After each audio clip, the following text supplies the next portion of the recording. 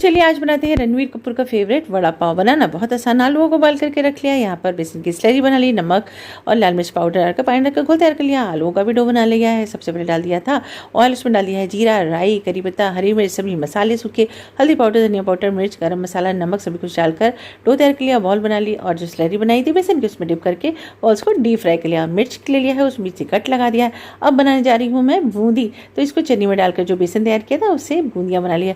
आप इसको क्या बोलते हैं हमें कमेंट करके जरूर बताइएगा। तो बस बूंदियाँ भी तैयार होगी। ऊपर से सजाना जो है ना, अब इसके साथ वड़ा पाव में लगती है हरी धनिया की चटनी। तो धनिया, हरी मिर्च, लहसुन, नमक, जीरा और नींबू का रस डालकर चटनी तैयार कर ली है। ये रहे हमारे पाव, इनको भी कट कर लिया है। आप फटाफट सेट कर देते हैं। बीच में लगा देंगे हरी धनिया की चटनी और जो वड़ा बनाया है उससे इसको सेट कर देंगे।